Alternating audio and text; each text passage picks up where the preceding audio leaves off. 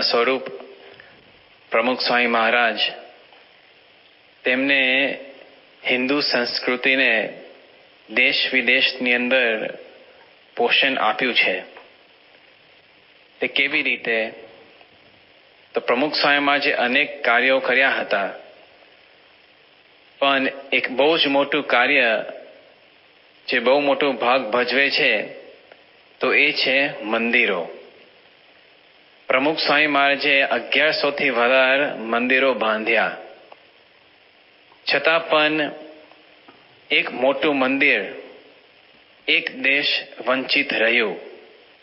તે કયું? તો મિડલ ઇસ્ટની અંદર UAEમાં. છતાં પણ સત્પુરુષ સાચા છે, સત્સંગ સાચો છે અને સિદ્ધાંત સાચો છે. એટલે કે સાચે દેવરે કંઠ વાગશે અને આજે તે વાગી રહ્યો છે. હવે કોણ જાણે, પણ પ્રમુખ સ્વામી મહારાજ 2001ની સાલની અંદર છેલ્લે મિડલ ઇસ્ટની અંદર વિચરણ અર્થે પધાર્યા હતા, પણ ત્યાર પછી સત્પુરુષના પગલા એ ધરતી પર પડ્યા નથી.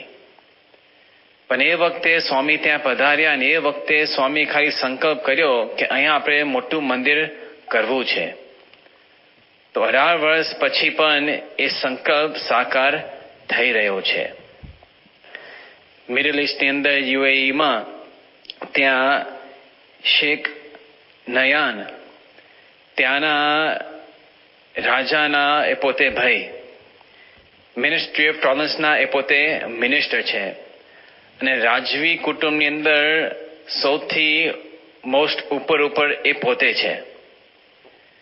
તો એનો સંપર્ક આપણે છેલ્લા 3-4 વર્ષથી કરવા માટે પ્રયત્ન કરતા હતા, પણ ફોન ઉપાડે નહીં, આપણે પત્ર લખીએ તો એનો કોઈ રિપ્લાય આવે નહીં.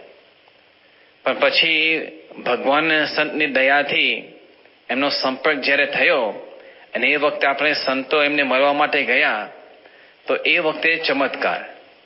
પહેલા જ મુલાકાતની અંદર આપણે સંતોને મળ્યા, વાત કરી અને પહેલા જ ધરાકે એમને કીધું કે હા, તમે અહીં હિન્દુ મંદિર બાંધો.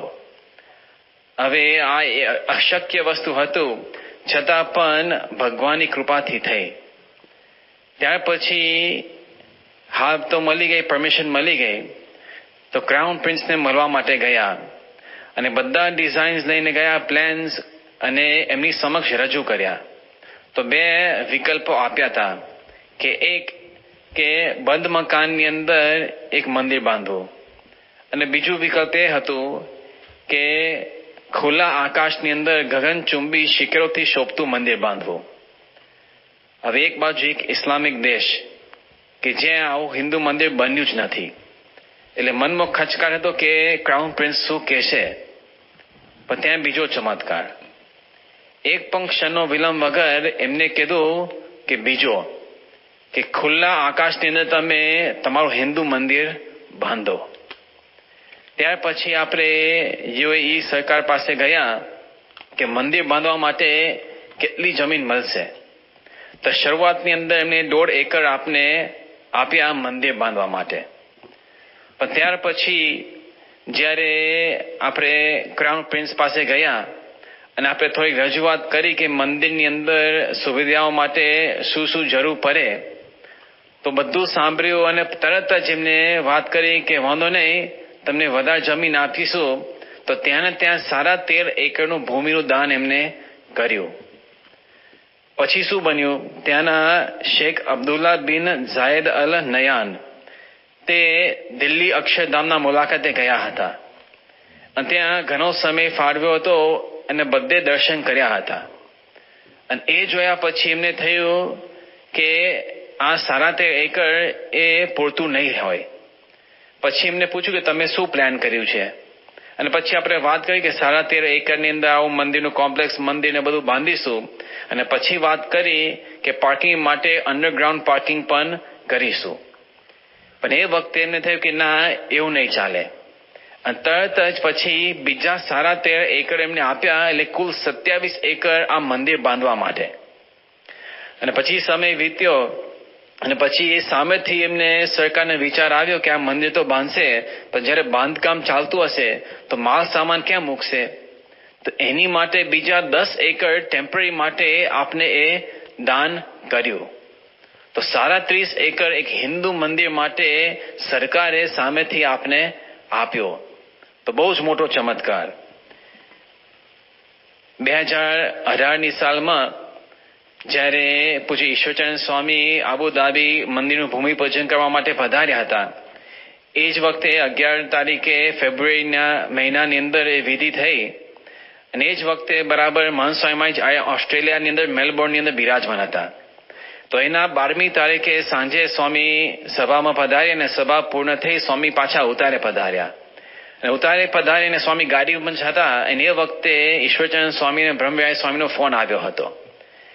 એ વખતે આખો રિપોર્ટ આપ્યો અને પછી બ્રહ્મવિહારી સ્વામીએ વાત કરી કે એમને એક વયોવૃદ્ધ શ્રેષ્ઠી એમનો મેસેજ આવ્યો હતો કે જ્યારે આ ભૂમિપૂજન થયું અને બધા સમાચાર સાંભળ્યા અને એ વ્યક્તિએ કીધું કે સ્વામી મારું બાળપણ યાદ આવી ગયું, કારણ કે હું જ્યારે નાનો હતો ત્યારે હું બધા સુપર હિરોઝની અંદર હું માનતો હતો.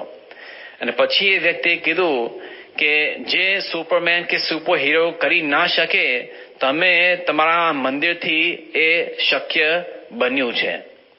તો ઘણા બધા વ્યક્તિઓને અહોભાવ થયો હતો કે ઇસ્લામિક દેશની અંદર આવું એક હિન્દુ મંદિર થવું એ અશક્ય કાર્ય છે, પણ સત્પુરુષની કૃપાથી એ પોતે શક્ય બન્યું. ગયા જ વર્ષે 2019ના સાલની અંદર 18મી એપ્રિલ મહંત સ્વામી મહારાજ આબુધાબી પધારવાના હતા શિલાન્યાસ મહોત્સવ કરવા માટે. તો સ્વામી ફક્ત 12 દિવસ માટે ત્યાં પધારવાના હતા. પણ જ્યારે સમાચાર ત્યાં પહોંચ્યા તો ત્યાંના એક બહુ જ મોટા બિઝનેસમેન BR શેટ્ટી એને ખબર પડી કે સ્વામી અહીં પધારવાના છે. હવે એ ભાઈને સમય છે જ નહીં, પણ એને એટલો બધો ભાવ કે એને કીધું કે મારું પ્લેન મોકલું છું સ્વામીને, એની અંદર તમે અહીં લઈ આવજો. પ્લેન તો સેવામાં આપ્યું, પણ એટલું જ નહીં, પણ એને કીધું કે હું પોતે આવીશ.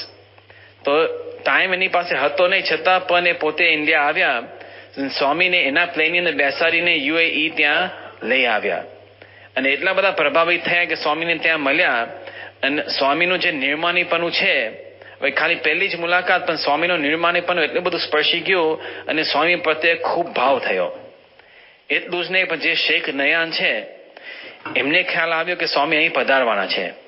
હવે જ્યારે કોઈ મોટા પ્રેસિડેન્ટ કે પ્રાઇમ મિનિસ્ટર ત્યાં દુબઈ પધારવાના હોય ત્યારે જ આ શેખ નયાન એમને આવકારવા માટે ત્યાં પોતે જતા હોય. પણ મહંત સ્વામી મહારાજ અહીં આવવાના છે એ સમાચાર સાંભળી અને એ પોતે સ્વામીનું સ્વાગત કરવા માટે ત્યાં એરપોર્ટ પધાર્યા. હવે એ પોતે 1.5 કલાક દૂર રહે છે, છતાં પણ 1.5 કલાક ડ્રાઈવ કરી સ્વામીનું ત્યાં સ્વાગત ગોઠવ્યું, સ્વામીનું સ્વાગત કર્યું અને સ્વામી એરપોર્ટથી નીકળ્યા અને બીજી બાજુ પોતે પાછો ઘરે ગયો. પણ સ્પેશિયલ સ્વામી માટે આવી રીતે ત્યાં આવ્યા અને આ શક્ય બને જ નહીં. એટલું જ નહીં, ત્યાંના જે ચીફ ઓફ સ્ટાફ છે મોહમ્મદ અલ ખાજા, એમના હુકમથી ત્યાંના જે વિઝા અને જે કાર્યવાહી હોય એ બધું થતું હોય.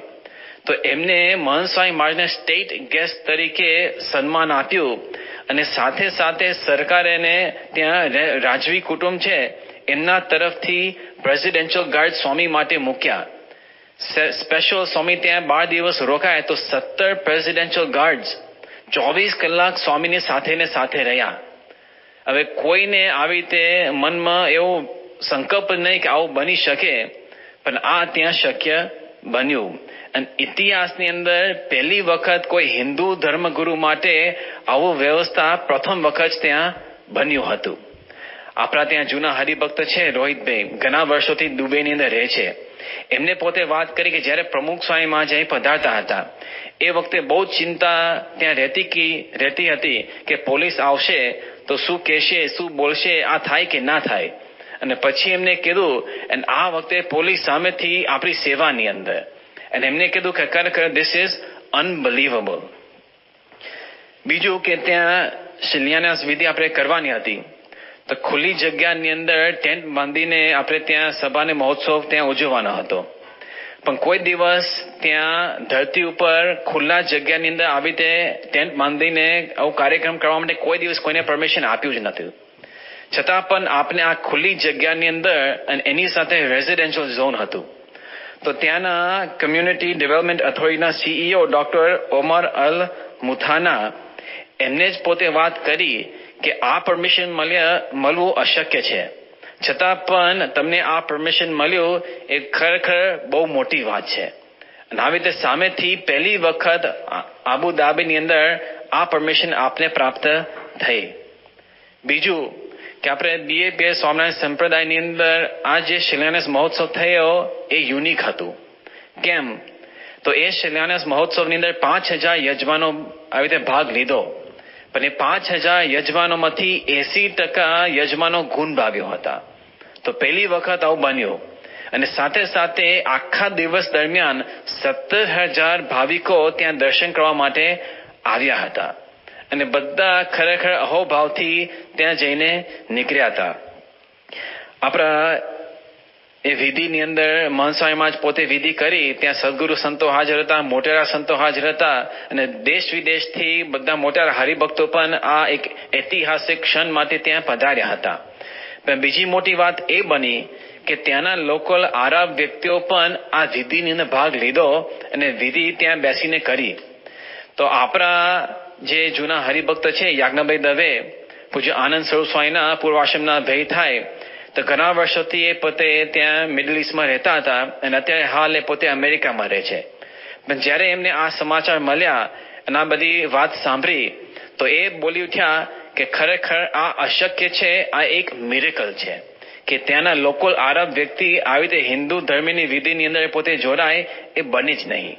તો એમને પણ આશ્ચર્ય અને અહોભાવ થયું હતું. બીજા દિવસે એ મહોત્સવની અંદર સાથે સાથે એક ગુણભાવી છે શ્રી સંજીવજી અગ્રવાલ. તો એમને એટલો બધો ભાવ થયો કે મારે સેવા કરવી છે. તો એ મહોત્સવ દરમિયાન જે કંઈક રાશનની સેવા હતી એ બધી એમના તરફથી હતી, અને જે વસ્તુઓ ત્યાં ઉપલબ્ધ નહોતું સ્પેશિયલ મંગાવી અને સેવાની અંદર એમને આપ્યું હતું. હવે શિલાન્યાસ વિધિ મહોત્સવ પૂર્ણ થયો અને બીજા દિવસે વિશ્વના મુખ્ય જે ન્યૂઝપેપર્સ અને જે મીડિયા હતા એની અંદર બધે વિગતવાર આ બધું છપાયું. એટલું જ નહીં, પણ બહુ મોટી વાત એ બની કે આરબના જે ન્યૂઝપેપર હતા તો ફ્રન્ટ કવરની અંદર ડબલ સ્પ્રેડમાં આપણા હિન્દુ સંતોની છબીઓ ત્યાં છપાઈ. એના પહેલી વખત આવું બન્યું. કોઈ દિવસ હિન્દુ સંતોની આવી રીતે છબીઓ પેપરમાં તો છપાઈ નહીં, પણ ફ્રન્ટ પેજની ઉપર. અને એની સાથે સાથે જ્યારે મહોત્સવ થયો હતો તો મંદિરનું એક વિડીયો પ્લાન ત્યાં બનાવ્યું અને ત્યાં બતાવ્યું હતું. તો એ વિડીયો જ્યારે ઇન્ટરનેટ ઉપર ચડી ગયું તો 8 જ કલાકની અંદર 41,000 વ્યુઅર્સ એ વિડીયો જોયું. અને એની સાથે સાથે મહંત સ્વામી મહારાજ જે ત્યાં પધાર્યા હતા અને શેખ નયાને સ્વામીનું જે સ્વાગત કર્યું એ વિડીયો જ્યારે ઇન્ટરનેટ ઉપર અપલોડ થયું તો એક જ દિવસની અંદર 1 લાખ વ્યક્તિઓએ એ વિડીયો જોયું. એ પણ એક રેકોર્ડ હતું. તો રોજના રોજ આવી રીતે ચમત્કારો ત્યાં સર્જાતા હતા. હવે એ મહોત્સવ જ્યારે ઉજવાયો શિલાન્યાસ વિધિ થઈ તો એ વખતે સંજોગોવશ શેખ નયન ત્યાં ઉપસ્થિત રહી શક્યા નહીં. તો એને બહુ દુઃખ થયું. તો સામેથી એને કીધું કે સ્વામી, મારે તમને મળવું છે તો તમે અમારા જે અહીં આબુધાબી ગ્રાન્ડ મોસ્ક છે ત્યાં તમે પધારો અને બધા સંતોને લઈને આવો. તો મહંત સ્વામી મહારાજને 50 સંતો ત્યાં આબુધાબી ગ્રાન્ડ મોસ્કની અંદર પધાર્યા. અને ત્યાં પધારે એટલું જ નહીં, પણ આ શેખ નયન આટલા મોટા વ્યક્તિ એ પોતે ગાઈડ તરીકે સ્વામી અને સંતોને આખું ગ્રાન્ડ મોસ્ક ત્યાં બતાવ્યું. એટલું જ નહીં, પણ ત્યાં જે મજલિસ છે કે જે કોઈ ત્યાં વ્યક્તિ જાય નહીં પણ બહુ મોટા માણસ આવે એ જ ત્યાં એમની મુલાકાત કક્ષની અંદર મુલાકાત આપતા હોય. તો શેખ નયને મહંત સ્વામી મહારાજ અને 50 સંતોને મજલિસની અંદર ત્યાં મુલાકાત કરાવી. અને જ્યારે અંદરનું મુલાકાત પૂર્ણ થઈ પછી ત્યાં ગોલ્ફ કાર્ટની અંદર બિરાજી સ્વામીશ્રીના આખું પરિસરની અંદર ત્યાં દ્રષ્ટિ કરાવવાની હતી. તો એ વખતે આ શેખ નયન પોતે કીધું કે ના, હું ગોલ્ફ કાર્ટ ચલાવીશ. તો ઓલાભાઈને કાઢી એ પોતે ત્યાં બેસી ગયા અને ત્યાં બેઠા બેઠા સ્વામીને હાથ પકડીને આખા પરિસરની અંદર સ્વામીની દ્રષ્ટિ કરાવી હતી. તો મહંત સ્વામી મહારાજનું જો સ્ટેટ ગેસ્ટ તરીકે સન્માન તો મળ્યું હતું, પણ સાથે સાથે જે 50 સંતો ત્યાં પધાર્યા હતા એમને પણ આ સ્ટેટ ગેસ્ટની ટ્રીટમેન્ટ ત્યાં મળી હતી. અને ત્યાંથી પછી જ્યારે ત્યાં પાછું આબુધાબી જવાનું હતું અને દુબઈ જવાનું હતું, તો એ વખતે વચ્ચે હોટેલ એમિરેટ્સ પેલેસ આવે છે. તો સામેથી સરકારે સ્વામીશ્રીને ત્યાં આરામ કરવા માટે બધી વ્યવસ્થા સરકાર તરફથી થઈ હતી. હવે આ જે હોટેલ એમિરેટ્સ પેલેસ છે 5 સ્ટાર હોટેલ છે. 2005 ની અંદર જ્યારે એનું ઉદ્ઘાટન થયું તો એ હોટેલ બાંધવામાં $3 અબજ એનો એટલો ખર્ચ થયો હતો. તો તમે અનુમાન કરી શકો કે કેટલી મોટી હોટેલ હશે. પણ ત્યાં પણ બધી વ્યવસ્થા સ્વામી માટે નહીં, પણ સ્વામી ને 50 સંતો માટે, બધા સંતો માટે ત્યાં સરકાર તરફથી ત્યાં સેવા થઈ હતી. અને આવી રીતે ત્યાં બધી વ્યવસ્થા થઈ. અને જ્યારે મહંત સ્વામી મહારાજ ગ્રાન્ડ મોસ્ક ની અંદર પધાર્યા અને એ વિડીયો જ્યારે ઇન્ટરનેટ ઉપર અપલોડ થયું તો 1 મહિનાની અંદર 1.3 મિલિયન વ્યુઅર્સે આ વિડીયો જોયું હતું. 13 લાખ વ્યક્તિઓએ 1 મહિનાની અંદર. તો એ પણ એક વર્લ્ડ રેકોર્ડ હતું. તો શેખ નયન એટલા બધા પ્રભાવિત થયા સ્વામી પાસેથી, આપણા સંપ્રદાય પાસેથી, તો એમને સામેથી 4 સંતો માટે પરમનન્ટ રેઝિડન્સીના વિઝા આપ્યા હતા. એ તો અશક્ય જ છે, ત્યાં કોઈ પરમનન્ટ વિઝા આવી રીતે આપતા નથી. પણ બીજી મોટી વાત એ બની કે એમને બ્રહ્મવિહારી સ્વામી માટે રિલિજિયસ ગાઈડના વિઝા તરીકે એમને વિઝા આપ્યા. તો ત્યાંના જે લોકલ રહેવાસીઓ છે એમને કીધું કે કોઈ દિવસ આવું બને જ નહીં. પણ એ અશક્ય કાર્ય ત્યાં શક્ય બન્યું સત્પુરુષની કેવળ પ્રેરણા અને કૃપાથી. સાથે સાથે ત્યાં યુએઈના જે સરકારી વતી કમ્યુનિટી ડેવલપમેન્ટ મંત્રાલયના જે સીઈઓ છે ડોક્ટર મુગેર ખમીસ અલ ખવેઈ, એને વાત કરી હતી કે આ મંદિરનું લાયસન્સ નંબર 00001 રાખવામાં આવ્યું છે. અને કીધું કેમ, તો આ બહુ જ મહત્વનું વસ્તુ છે, કારણ કે આ પહેલી જ વખત આવું મંદિર અહીં બની રહ્યું છે, એટલે આનો લાયસન્સ નંબર 001 રાખવામાં આવ્યું. અને બીજી વાત કેવી બની, તો યુએઈના જે પ્રેસિડેન્ટ, તેના ક્રાઉન પ્રિન્સ, તેના વાઇસ પ્રેસિડેન્ટ અને તેના પ્રાઇમ મિનિસ્ટર, તેમને વાત કરી કે આ મંદિર માટે આપણું એક આખું નવું ડિપાર્ટમેન્ટ ઊભું કરવું પડશે.